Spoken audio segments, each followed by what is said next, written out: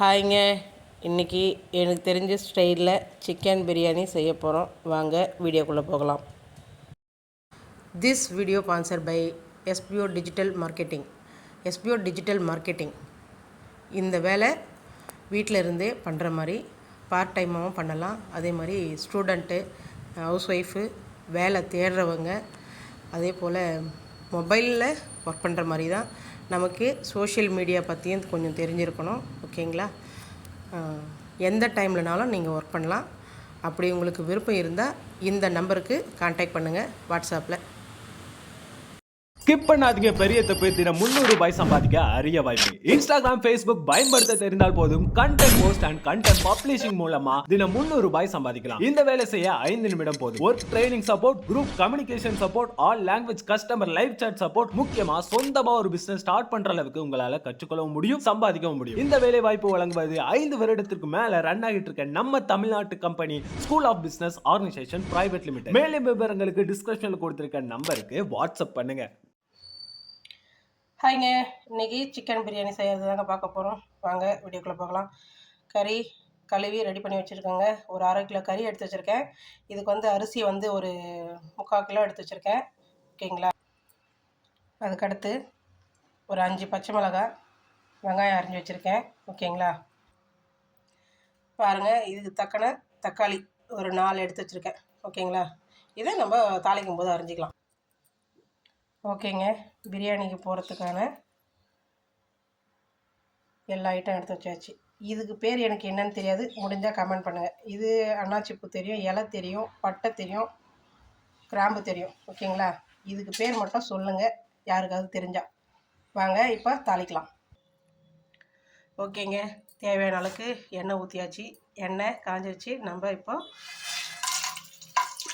மசாலா ஐட்டங்களை போட்டுருவோம். அடுத்து பச்சை மிளகாய் போட்டுருங்க. அடுத்து வெங்காயம் சேர்த்துக்கோங்க. ஓகேங்க. தக்காளி வெட்டியாச்சு. தக்காளி இந்த மாதிரி வெட்டிக்கங்க. ஏன்னா பிரியாணிக்கு அப்போ தான் வந்து நல்லா தெரியும். ரொம்ப பொடியாக வெட்டிட்டோம்னா நமக்கு தக்காளி தெரியாது. இந்த சைஸில் வெட்டிக்கங்க. ஓகேங்களா? இப்போ அடுத்து வெங்காயம் வதங்கிருச்சான்னு பார்க்கலாம் வாங்க. ஓகேங்க.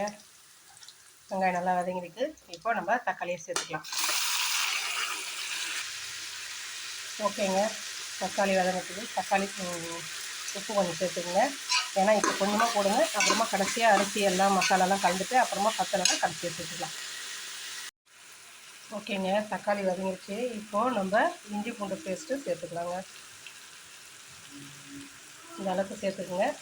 ஏன்னா பிரியாணிக்கு வந்து இஞ்சி பூண்டு பேஸ்ட்டு தான் நல்லா கொஞ்சம் ஃப்ளேவர் கொடுக்கும், நல்லா டேஸ்ட்டும் கொடுக்கும். அதனால் இன்னும் கொஞ்சம் கூட சேர்த்துக்கலாங்க.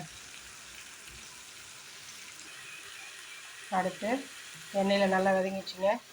அடுத்து நம்ம கறியை சேர்த்துக்கலாம்.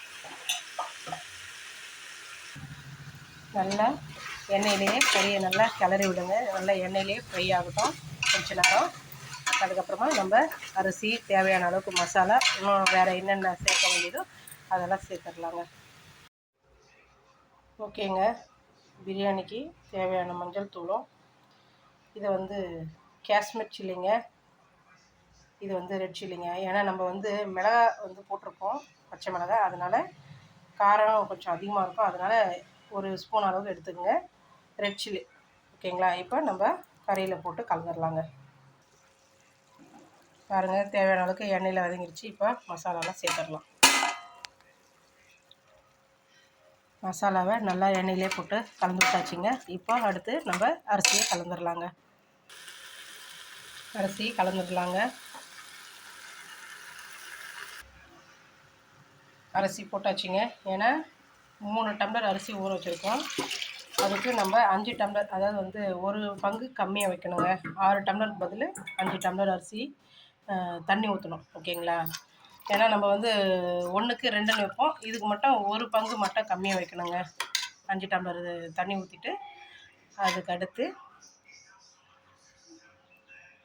லெமன் பிசைஞ்சு விட்டுடுங்க. ஓகேங்களா? கொஞ்ச நேரம் கொதிச்சதுக்கு அப்புறமா கடைசியாக போடுற ஐட்டமும் இருக்குது, அதையும் போடலாம். பார்க்க போவாங்க. ஓகேங்க. இப்போ நம்ம குக்கரு மூட போகிற சமயம் புதினாவையும் கொத்தமல்லியும் போட்டு சேர்த்து கலந்து விட்டு க்ளோஸ் பண்ணிடலாங்க. க்ளோஸ் பண்ணிட்டா என்னோடய ஸ்டைலில் சிக்கன் பிரியாணி எனக்கு தெரிஞ்ச மாதிரி செஞ்சுருக்கேன். நீங்களும் ட்ரை பண்ணி பாருங்கள். ட்ரை பண்ணி பார்த்துட்டு எப்படி இருந்ததுன்னு கமெண்ட்டில் சொல்லுங்கள். என்னோடய வீடியோ பிடிச்சிருந்தா லைக் பண்ணுங்கள், ஷேர் பண்ணுங்கள், கமெண்ட் பண்ணுங்கள். மறக்காமல் என்னோடய சேனலை சப்ஸ்கிரைப் பண்ணுங்கள். மறக்காமல் பெல் ஐக்கானை தட்டிட்டு போங்க. ஓகே ஃப்ரெண்ட்ஸ், நெக்ஸ்ட் வீடியோவில் பார்ப்போம். தேங்க்யூ.